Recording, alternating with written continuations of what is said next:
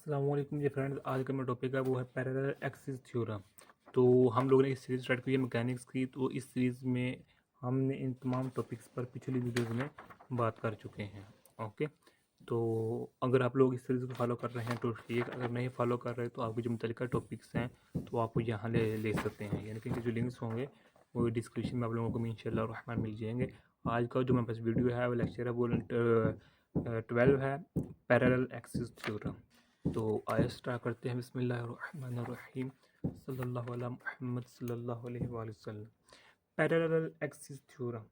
Parallel axis theorem जो है इसको हम 1 डायमेंशन, 2 डायमेंशन, 3 डायमेंशन के लिए भी यूज़ कर सकते हैं, लेकिन जो हमारे पास परपेंडिकुलर थ्योरम होता है उसको हम सिर्फ 2 डायमेंशन के लिए यूज़ करते हैं। ओके, तो ये सपोज करिए हमारे पास एक ये ऑब्जेक्ट है। तो इसका जो हमारे पास सेंटर ऑफ मास है वो ये है। ओके, यानी कि जो सेंटर है वो यहाँ से है, ये है। अगर इसके गिर्द ये जो ऑब्जेक्ट घूमता है तो ये इसको हम कहेंगे सेंट्रल एक्सिस के गिर्द घूम रहा है। इसको हम नाम देते हैं सी का, इसको हम नाम देते हैं डी का। ओके, तो अब हम एक और इसके पैरेलल लेते हैं एक्सिस जो कि ये है। इसको हम नाम दे देते हैं ए और बी का। ये बिल्कुल एक दूसरे के क्या है, पैरेलल है। ये सेंट्रल है, ये हमने खुद इसके इस तरफ ले लिया है। ओके, अब हम इधर एक एम मैस लेते हैं। ये मेरे पास एम मैस है, छोटा सा मैस है इस ऑब्जेक्ट का, छोटा सा मैस है जो कि है डी एम मैस लिया हमने। तो इसका इससे यहाँ जो डिस्टेंस है वो हमारे पास कितना है, एक्स है। इसका इस यहाँ तक जो डिस्टेंस है वो हमारे पास क्या है, डी है। ओके, यानी कि अगर यहाँ से यहाँ तक जो डिस्टेंस होगा वो डी प्लस एक्स होगा, ऐसा ही है। तो अब हम क्या करते हैं, इधर हम फार्मूला यूज़ करते हैं जो हमारे पास इनर्शिया होता है कि जो मेरे पास होता है I is equal to M R होता है, आर स्क्र। तो इधर हम इधर भी डी यूज़ करेंगे, इधर भी डी यूज़ करेंगे क्योंकि हम समा के यूज़ कर रहे हैं। तो डी एम, तो आर किसकी इक्वल है, आर डी प्लस एक्स की इक्वल होगा। ओके, यानी इसको हम एक्स प्लस डी भी लिख सकते हैं, इसके इक्वल होगा। ये m है तो m का सेंट्रल से मैस क्या है, x।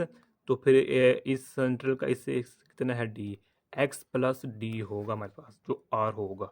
इसका ये जो हमने न्यू खुद से लिया है पैरेलल एक्सिस उससे लेकर। ओके, तो यही है। तो हम क्या करेंगे, डी आई, तो डी एम वैसे का वैसे ही इसको हम स्क्वायर कर देंगे, x square plus D square plus 2xd।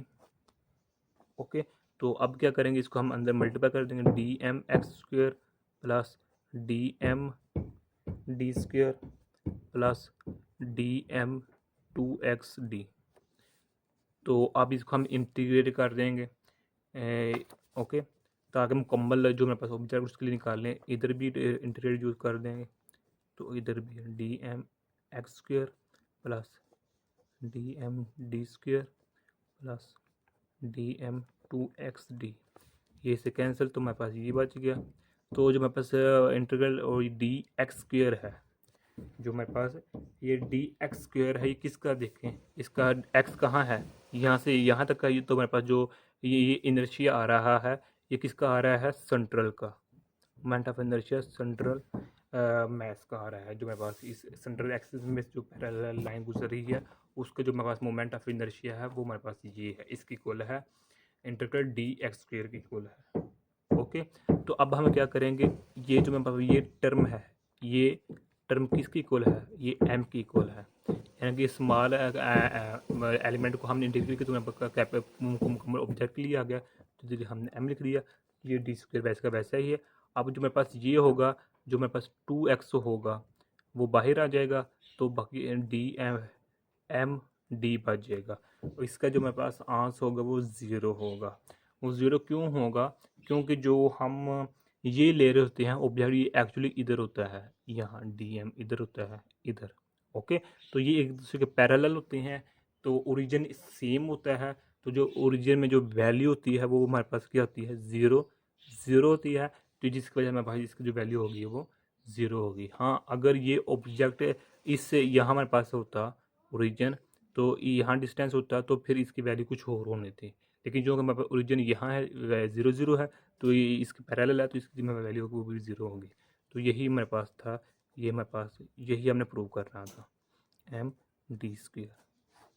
तो मेरे पास ये पैरेलल एक्सिस थ्योरम का जो मेरे पास फार्मूला ये है कि जो मेरे पास moment inertia is equal to moment inertia of central axis के लिए और plus M D square. Okay हो गया। तो अब हमारे वो अलग बात है, इसके एम डी को हम एम डी इसको लिख सकते हैं, या फिर इसको एम ए इसको लिख सकते हैं, या फिर इसको हम एम एक्स के लिख सकते हैं। वो आप डिफरेंट टर्म यूज़ कर सकते हैं, एक्स या डी जो मर्जी यूज़ कर लें, वो आप लोगों की अपनी मर्ज़ी है। तो यही आज का मेरा टॉपिक था।